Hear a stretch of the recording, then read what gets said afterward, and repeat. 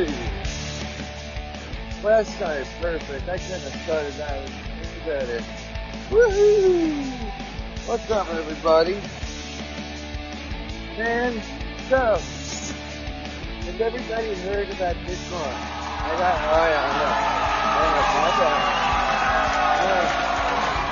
Calm down. Hey, what can I say? It doesn't get much better than this, folks. No, it doesn't. Still get plenty. Lincoln, come here. My dog, the dog and I smell. He has become a million of stalemate of hell. But, boy, could I not love him more than anything. Why did everything stop? I would like answers. Why? Well, as you know, still having technical difficulties like always. Everything started out okay and gradually went to, how it does it on Podbean. Thank you very much. So, what's going on, man? How's everybody doing? So has everybody heard about this one? Listen to this. Check this out. This is real.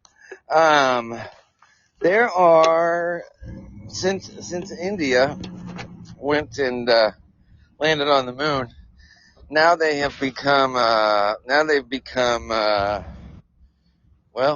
you can buy plots of land on the moon. I'm not kidding. I'm not kidding. It's real. You really can buy plots. I mean, I don't think it's going to go over all that well with with space. Well, there's a law, basically governing that nobody has any rights to do anything like that in space, at all. But yeah, India, you can buy, oh my god, you can buy, lots of land on space. You really can. Please tell me that. And that to me is nuts. But you really can do it. Lots of land, my friends. Lots of land. I think it's like $5 or something like that you can do this. Isn't that crazy? Or isn't that weird? I think it's $5. You can get a plot of land on there, and by doing that, I think that you can. I think it's like like $5, and you can get a plot of land where you can have or own like a part of land that is on the moon. Isn't that crazy? Isn't that nuts? On the moon. I don't think that's gonna stick very long, though, or very well.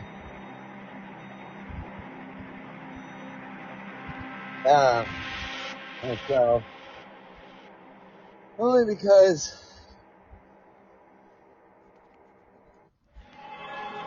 there's a law that governs you. It says people can't go outside of space. You cannot buy land. But I think it's funny that India landed in space and immediately, man, they are on the ball of absolutely like trying to sell land in space. I think it's fucking hilarious myself. But India, swear to God, look at where you're going. Billy, come on. Come outside, guys. 1 minute. Not that way, guys. This way. But yeah, isn't that weird? Isn't that funny? So, that's part of my great storyline today. I gotta hand it to the government.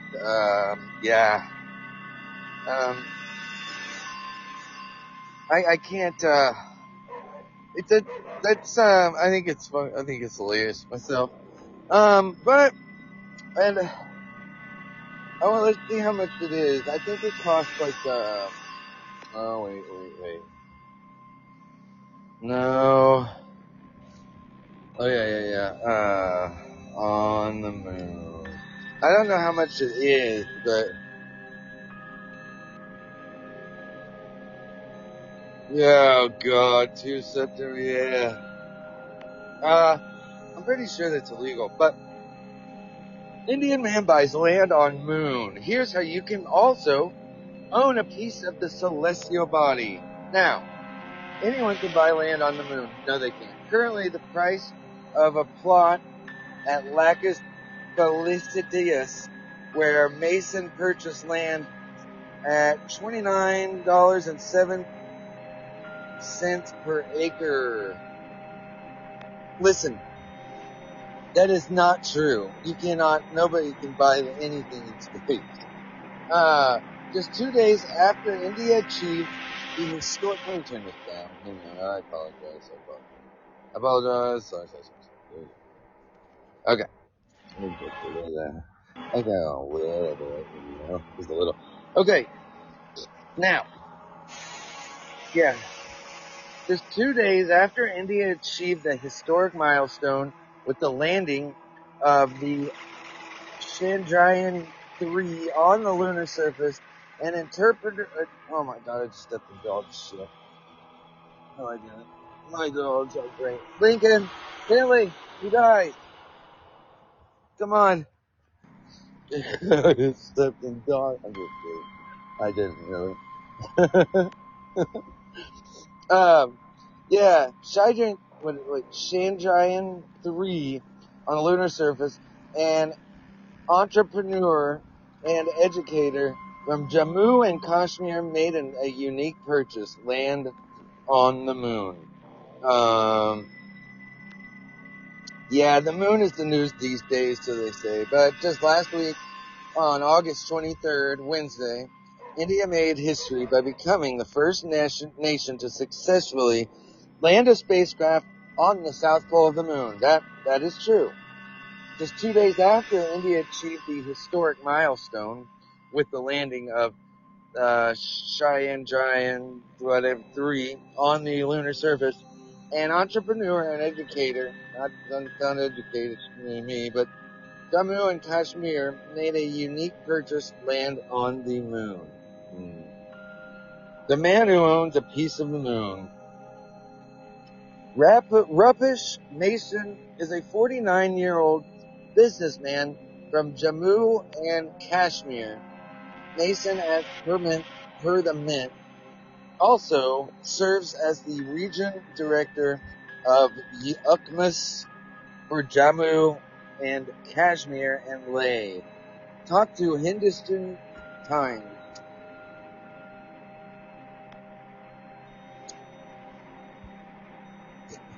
Shared the detail of the lunar property. He revealed that he has purchased land on the lunar Earth Moon Tract 55 Parcel 10772, known as Lacus Philactus Lake. This is so true. Yeah, I cannot believe this. He revealed that he purchased land 55 Parcel. He's 7 days on the moon. Let's see. Why buy land on the moon? Hey, Lincoln, Billy, let's go inside. If you guys are doing that, let's go. Come on. Let's go inside, guys. Lincoln, let's go. Let's go, Billy. Come on, guys. Let's go. Get inside. Yeah. So, why buy land on the moon, you might ask? Well, Mason told HT that the idea behind buying a plot on the moon was linked to humanity's inherent curiosity about what lies out there. Okay. Ideas of occupying space on the moon are a reflection of our quest to see what lies beyond, which is itself a reflection of our quest for deeper meaning within ourselves, he said. This lunar property was purchased from the Lunar Registry in New York City and was officially certified on August 25th, according to Mason. He told that the moon represents a symbol of hope for the future and could also serve as psychological escape hatch for humans facing the challenges of climate change. Yeah, I right on that. I'm not real sure. But Mason believes that owning land on the moon can provide a sense of preparedness for an uncertain future. Boy, there's gonna be some real pissed off people when they're putting shit on the moon and these buff guys come walking up and they're like, "Hey, I own this," because they gave him a certificate. I mean, he's got everything. He also noted that approximately 675 celebrities and 3 former U.S. presidents also own extraterrestrial land on the moon and other planets. Can I buy land on the moon, you might ask yourself? This is not right. Right. This says, yes, anyone can buy land on the moon. To do that, you can, like Mason, opt to buy plots from organizations like Lunar Registry. No, you can't. There's a law against buying anything in space. Currently, the price of a plot at Lacus Felixitex, where moon purchased land, $29.07 per acre, as listed on the Lunar Registry website. I'm gonna look this up. I really am gonna look this up. I mean, like, I'm really gonna look this up. Please tell me this about Um, yeah, no, this just cannot be. This is amazing. And it's really, and I'm not kidding you. This is a real story. You really cannot do this though. Yeah, I mean, I'll pull up all the laws and stuff. Let's say, there's a law against buying anything in space. You can't even buy, you can't buy, like, you can't buy meteors or asteroids or any of that shit mine. Like, if you're gonna be real smart and buy anything, you probably want to buy an asteroid that has a shitload of, any asteroid really. Take your, take your pick, strike out or whatever. But yeah, currently the price of a plot at Lacus Felicitatus, where Mason purchased land, $29.07 per acre.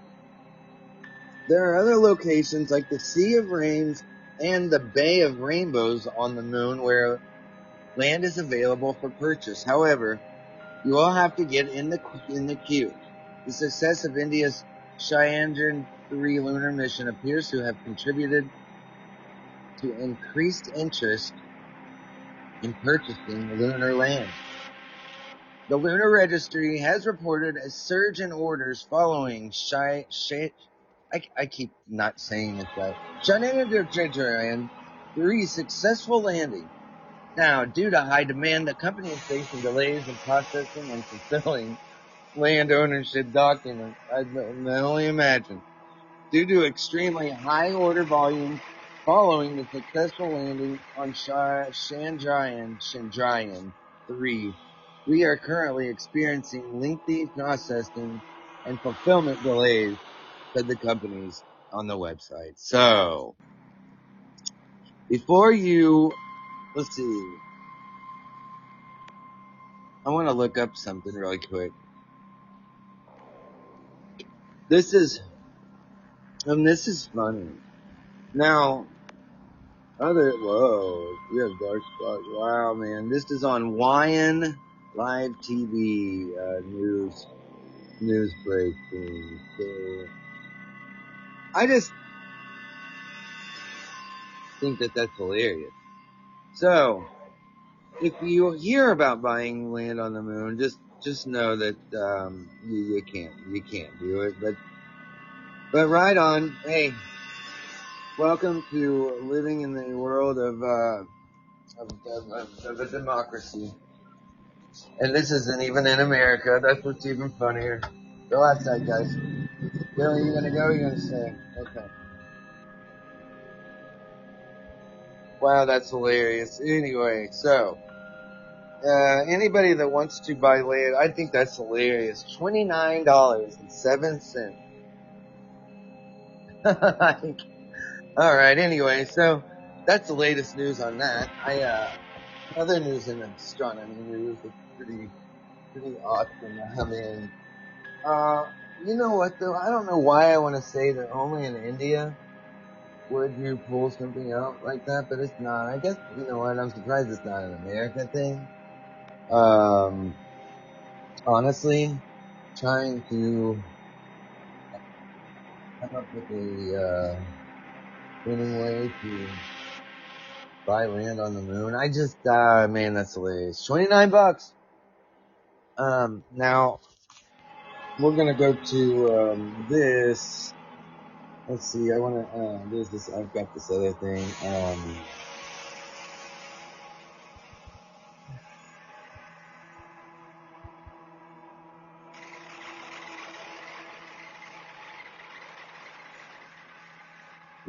Yeah, hang on, I'm sorry.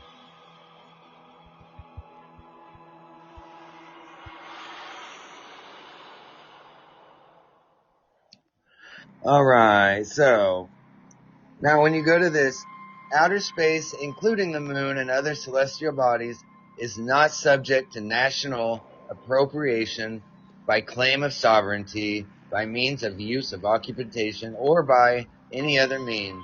The development of international space laws has revolved much around outer space being defined as province of all mankind. Saying basically, no, that's you cannot buy anything in space. So, India people, I hate to be the, whatever, bad news. Don't anybody think that it's a good idea to want to go out and buy land on the moon or anywhere else in space, because you can't do it. So, if you get any calls from any, India, whatever, or anything like that, just remember, Joey to know they'll let you know, hey, don't buy that because it's not real. They even give you papers. They even give you like documentation, these fake documents that say that you are, that you own these plots of land on the moon. God, dude, imagine having like in space, you're sitting up there, with your kids or your grandkids or whatever it is, and someone comes up with a document saying, hey, my grandpa bought this. Like, boy, would that cause a huge tyrant of hell in space, what would you call that? Democracy, maybe? The topic of real estate on celestial objects has been present since the 1890s. Dean Lindsay made claims for all extraterrestrial objects on June 15, 1936. The public sent offers to buy objects from him as well. Law and Governance.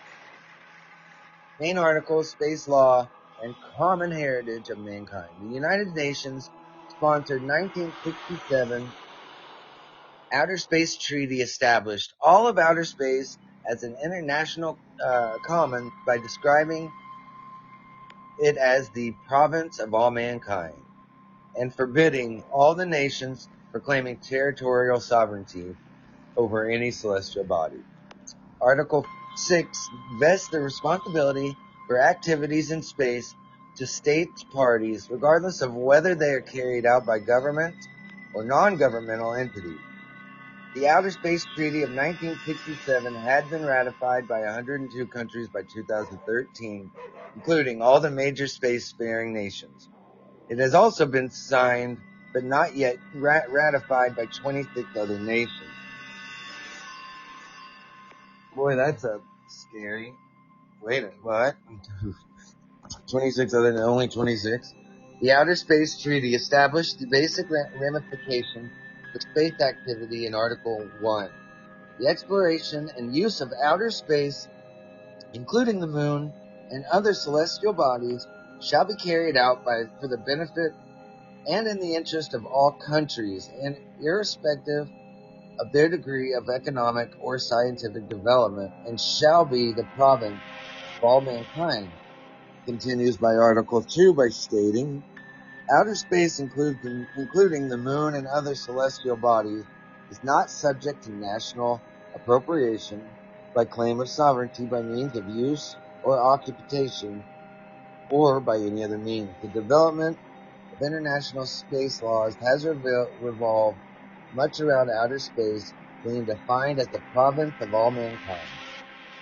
The Magna Carta of Space, presented by William A. Hyman in 1966, framed outer space explicitly not a terra nullius, but as res communis, which subsequently influenced the work of the United Nations Committee on the Peaceful Uses of Outer Space. So a subsequent treaty document, the International Moon Treaty, and there really is one, finalized in 1979. Just 5 countries had ratified by 1984, but 5 countries was sufficient for it to be considered officially in force. Went further and forbade private ownership of extraterrestrial real estate. This agreement has not been widely ratified, with only 18 countries have ratified. Wow, does that mean you can buy it? Private purchase schemes. Some individuals and organizations offer schemes or plans claiming to allow people to purchase portions. Let me turn this down a little bit, I guess. Okay, maybe that's not as or claiming to allow people to purchase portions of the moon or other celestial bodies. Through the details of some of the schemes, legal arguments vary. One goes so far as to state that although the Outer Space Treaty, which entered force in 1967, forbids countries from claiming celestial bodies, there is no such provision forbidding private individuals from doing so. However, Article 6 of this treaty states the activities of non-governmental entities in outer space, including the moon and other celestial bodies, shall require authorization and continuing supervision by the appropriate state party to the treaty. Thus, while it does not explicitly prohibit such schemes, the treaty does require they be authorized by the schemer's government. I'm gonna have to look into see if India's government is letting this happen, because I think it's flipping hilarious. The short story, "The Man Who Sold the Moon," which was written in 1949, offers a portrayal of such plans or schemes and created the concept of a lunar republic. Heinlein's 1961 novel "Stranger in a Strange Land" also refers to a space law case called the Larkin Decision. Since the 1970s, various companies and star registries claiming to sell stars or naming rights to them have been created. That's very true. You can buy stars. Wow, I'm going to have to look that one up, man. That's pretty crazy. Main articles, space law and oh man, space ownership. Issues of current practical importance is the allocation of slots for satellites in geostationary orbit. This is managed by the International Telecommunications Union. In 1976, declaration of the first meeting of equatorial countries, also known as the Bogota Declaration, signed by several countries located on the Earth's equator, attempted to assert sovereignty over those portions of geostationary orbit that continuously lie over the signatory nation's territory. These claims did not receive wider international support or recognition, and were subsequently largely abandoned. Instead, thereafter, slots have been internationally allocated. Orbital real estate. 2 problematic issues arise regarding derelict